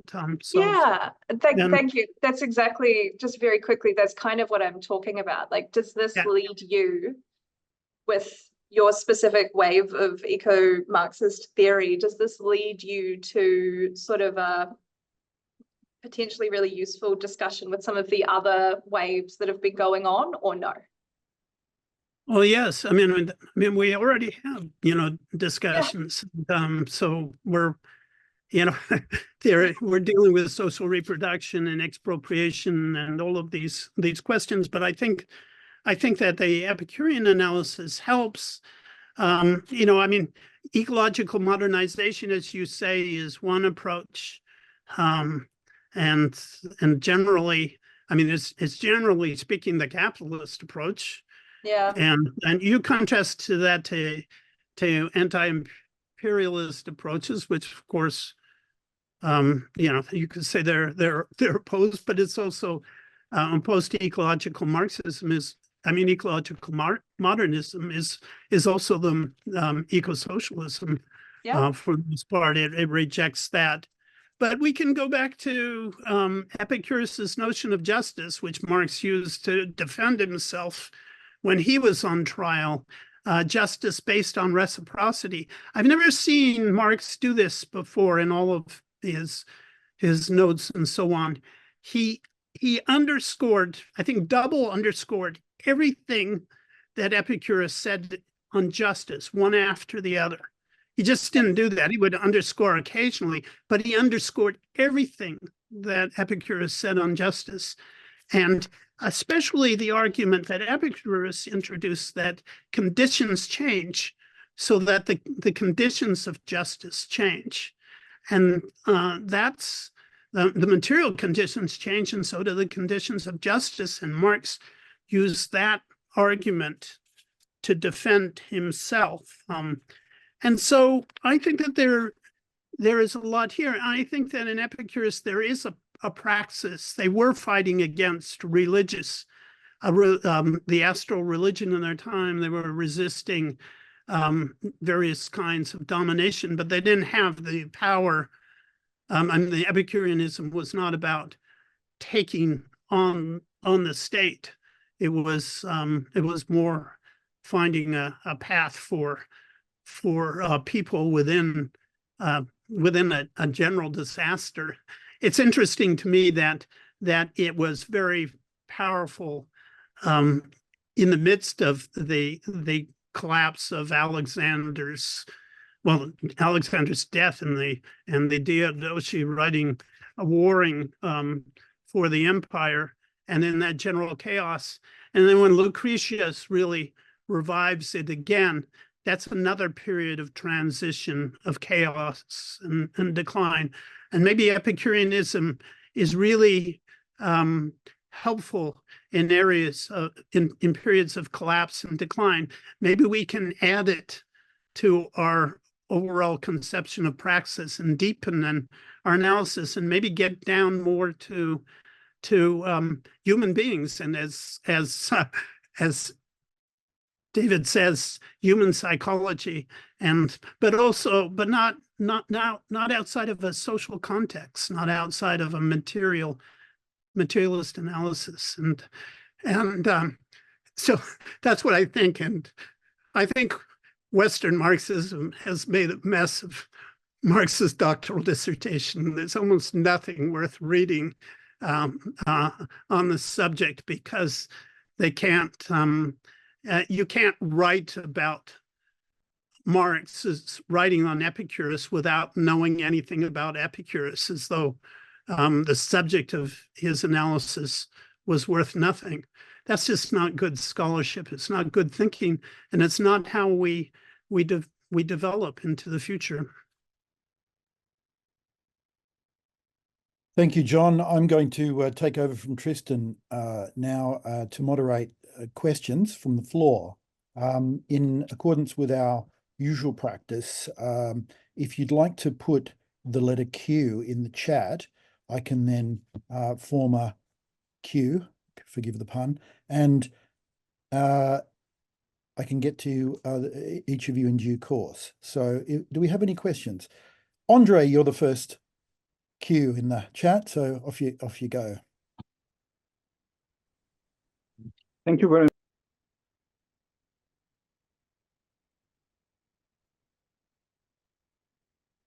much. Sorry, Andre, I think you might be on mute. Yes, sorry. You hear me?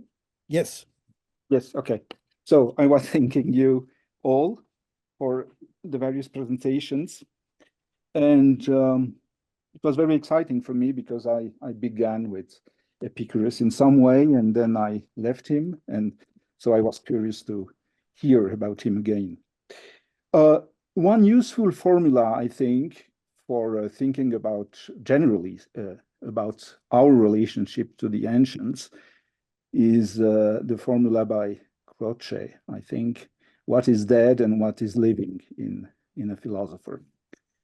And that implies a certain relationship to whatever we want to make with the ancients. As far as Epicurus is concerned, I think that politics, ataraxia, and for that matter, science is a big problem, and which has been recognized as such. John, you alluded to this, to Epicurus' relationship to politics is problematic for anybody who wants to recuperate Epicurus for political, really political action. There are ways around the problem, but the problem must be stated, so to speak, on the table and put on the table. So, and another useful formula is a formula by Marx himself, that no thinker can jump beyond the limits of his own time. And that implies also that has certain implications for whatever we want to do now with Epicurus. But one problem that one question that I wanted to ask to John is more specific. It's around the problem of emergence. So I didn't get I think the part when you referred to this conversation between Engels and his interlocutor. But I wanted to ask you whether you think that the concept of emergence, which emerged in recent scholarship to explain Epicurus, to explain, to present Epicurus with a possible solution to the difficulties that his own system presented. So I wanted to ask you whether this concept of emergence really is identifiable, recognizable in Epicurus' dissertation, or for that matter, in the conversation that you referred to between Engels and his interlocutor, because it's just an information question that has consequences, but it's just a question of information. Thank you. Well, just on the first, I guess the first point, was thinking about the conversation with Anna as well. I think a feminist slogan is the personal is political. And, you know, we usually think of the political as just involving the state. But I think that, I mean, certainly Epicureanism was very conscious of the state. Epicurus was in various ways, but the politics was more community oriented. It was more personal. It was on that level. But I think we need that, and so and it was that out of necessity because everything really was collapsing around them, and I could, you know, if I had time, I could explain that historically what was happening, but we don't have time. But I do think there is a politics that is not just macro politics, not just directed at the state, but is more at a personal and community level. And maybe we need to, of course, build that in. In terms of the emergence is actually a very old idea. And it's, you know, sometimes called the theory of organization, or theory of levels, and the but in much of science and social and in the socialist tradition, it's seen as going back to Epicurus, and socialists have built on this notion for a long time. It's not really complicated thing. It's that atoms, you know, are turn into molecules, conglomerate, or they're assemblages of atoms, or whatever you want to call it, and new qualities emerge. And you see that in Lucretius with his famous example of the alphabet, you know, that there's all these a certain number of letters, and then you create an infinite number of words and ideas that are expressed by way of these letters. But then, you know, it's a metaphor, but it's a very useful one. But the idea is that it's all through the analysis that at levels when the atoms come together, there are new qualities. That's where the qualities emerge. That's very much built into Epicureanism. So you get say a quantitative change that leads to a qualitative transformation. But this has been long recognized, and in modern philosophy, mainstream philosophy, fairly mainstream philosophy, you can go back to Roy Sellers in the 1920s, and it was at the same time as the early debates about emergent evolution were going on. So yeah, I have to look at what I said in that sentence about Engels and Voden. I don't, you know, Engels did not actually mention emergence in that sentence, but he does. But the notion of emergence is right through Engels's philosophy. It's at the core of his dialectics of nature, and it's the reason why he said, Engels argued that the mind cannot be reduced to the elements, to the, you know, atoms or whatever. The mind, although the mind only has this material basis, and the brain only has material basis, it can't be reduced to that because it's a higher level of organization. And really what book 25 is sort of in Epicurus has a very much of a thrust in that direction. And that's what the whole debate is about. It's really quite incredible. So, and not only that, but Epicurus's approach is inspiring. I don't know if, it is true that thinkers, Marx once, like you said, thinkers cannot jump beyond their limits. But, he also said, with respect to antiquity, that classical art has jumped beyond the limits of the classical age, that it remains important for us today. And I don't see why you couldn't, and I don't see why Marx wouldn't say that for a classical philosophy to also, that although its conception was a product of its time, its significance goes way beyond that and is central to us today, and that we have to keep looking at it, because in classical art we find a different kind of humanity, and in classical philosophy we find a different kind of humanity, and we have to merge that with our own struggles, our own conceptions of humanity and freedom and change. May I ask?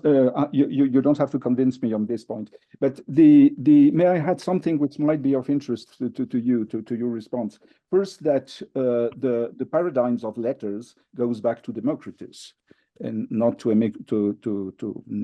not specifically to Epicurus or to Lucretius for that matter. But the second thing that might interest you even more is that there is in relatively recent research, a book about Democritus by a French colleague whose name is Morel, which argues precisely that the emergence scheme, so to speak, is present in Democritus himself. And that all the explanations that Democritus gives of the function, the biological functions, his attention, none of this explanation goes back actually to the ultimate constituents, and that they are much more manageable and understandable if you take them as a second order level of explanation. So that might complicate the story.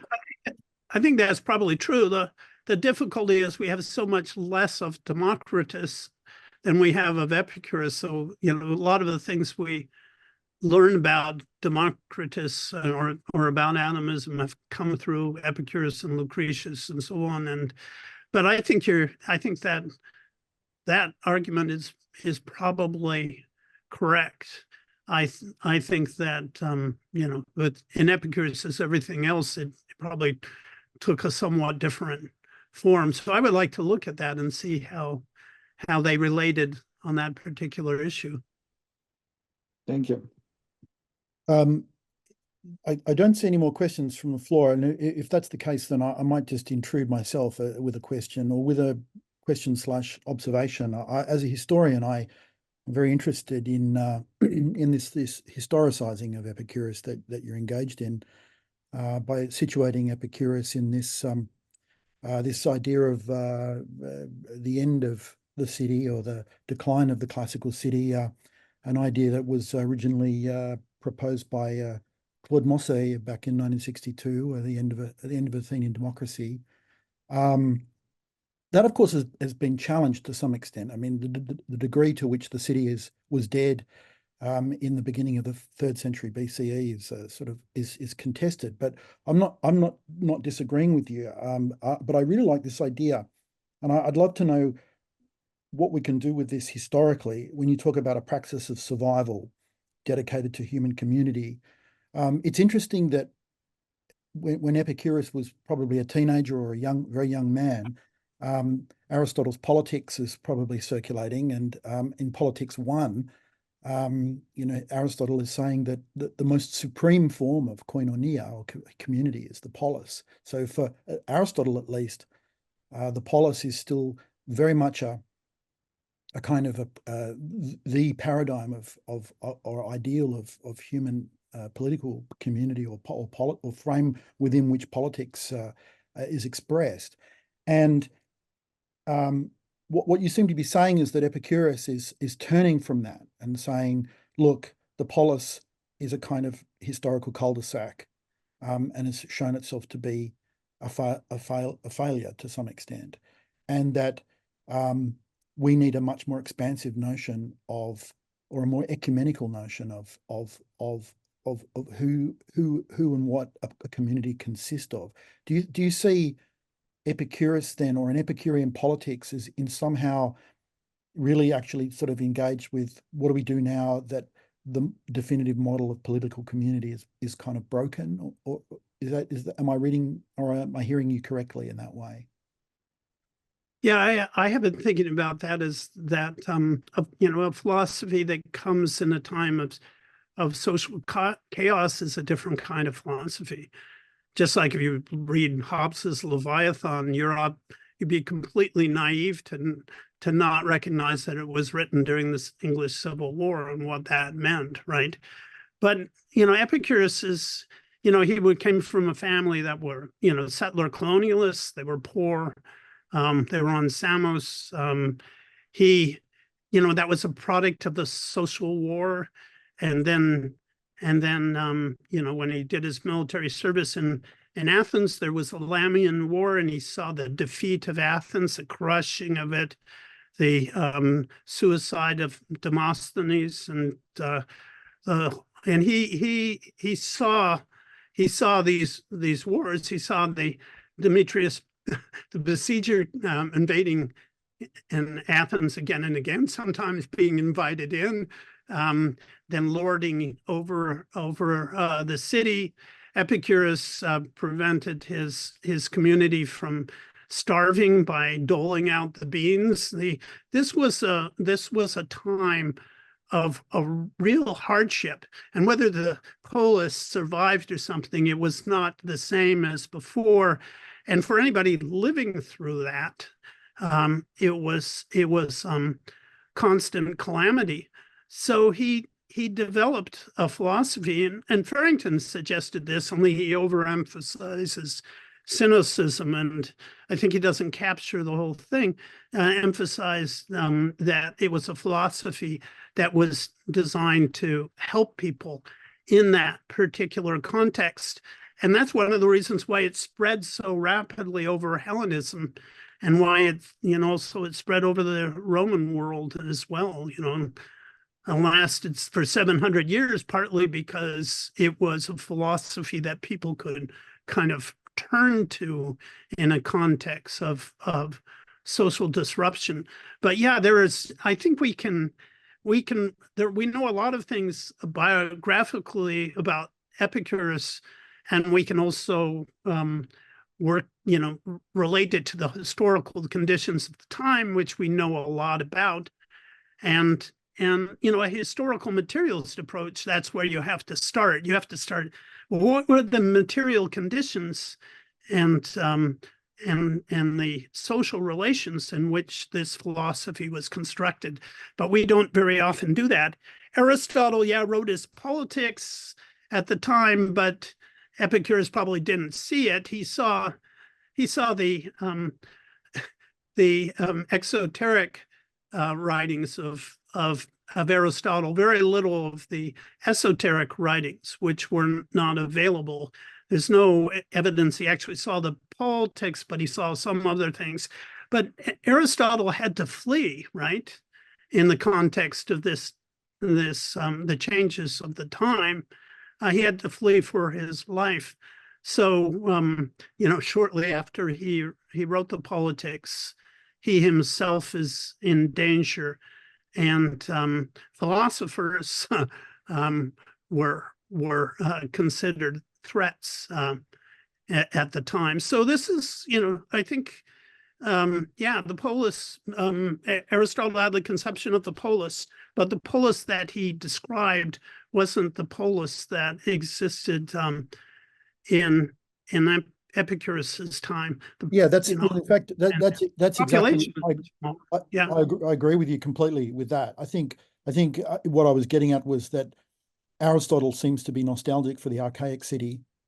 Yeah. Whereas perhaps Epicurus is just a realist who sees that the globalization of the Mediterranean, that it was affected by Alexander, has made the polis no longer a viable way of organizing human life. So, look, we are That's right. why it made it so effective when his writings were made for dissemination, and they were disseminated into the Hellenistic world as a whole. And if he had just built his analysis around the Athenian polis, that wouldn't have been possible. But he had a different kind of analysis. And as David says, a psychology that appealed to people. Well, I think it's right on the half hour, and I know for our Northern Hemisphere participants, it's getting very late and it's time for dinner.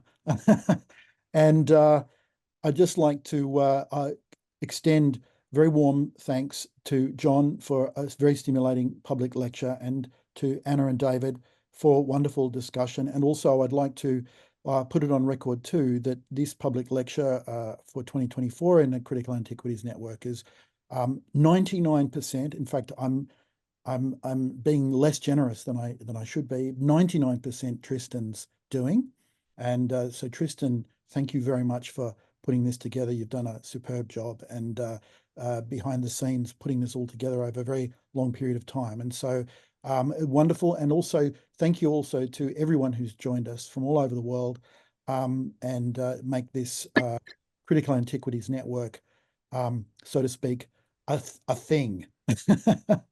Okay. Good afternoon, good evening, and farewell.